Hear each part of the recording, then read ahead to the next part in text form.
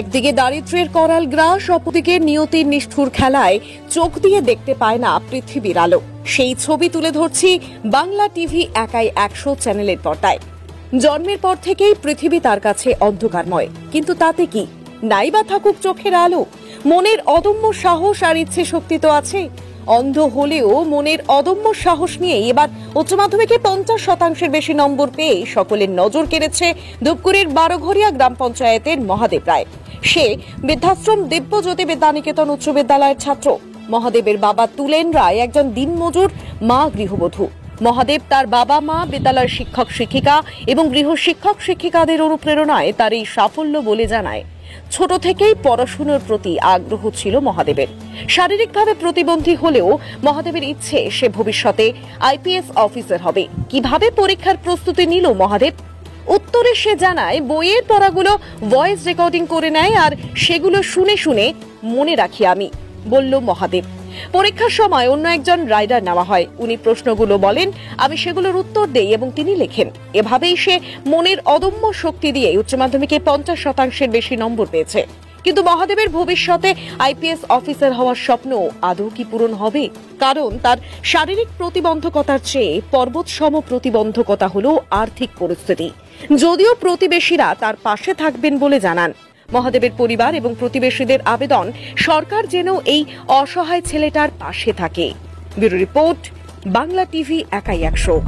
আমি অনেক সময় ভেবেছিলাম যে আমি চোখে দেখতে পারি না, হয়তো আমি পড়তে পারবো না। তারপর আমার পাশে অনেকে দাঁড়িয়েছে, অনেক স্কুল টিচাররা সবাই ছিল, যে না তোকে এগিয়ে যেতে লাগবে, তো তুই এভাবে থেমে থাকলে হয়তো হবে না।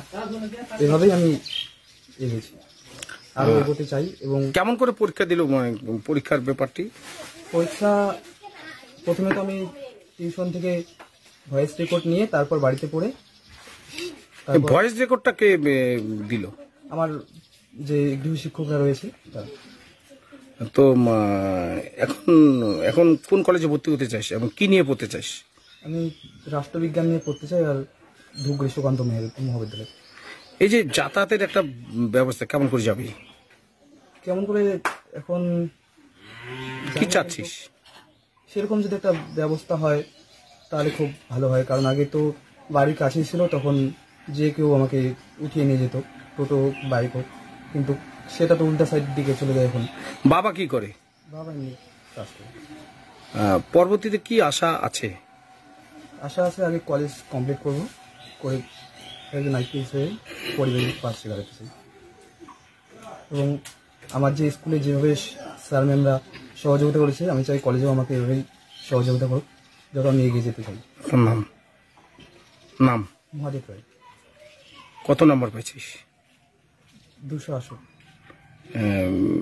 50% এবং কোন জায়গা এটা?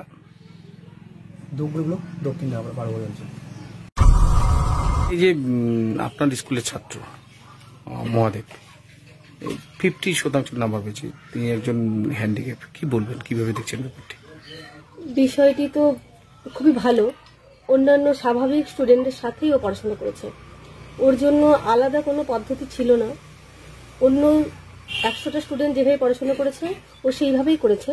এবার আমি ওর হয়ে পড়ানোর শেষে ওকে ভয়েস রেকর্ড করে দিই, সেই রেকর্ডের মাধ্যমে ও বাড়িতে গিয়ে শুনে তারপর রাইটারের সাহায্যে সে পরীক্ষা দেয়, এবং সেই অনুযায়ী ও ভালো ফল করেছে।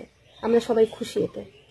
আমি চাই ও জীবনে এগিয়ে যাক, ওর যেটা ইচ্ছে সেটা সাফল্য লাভ করুক এবং পরিবারের পাশে দাঁড়াক। আপনার পরিচয়?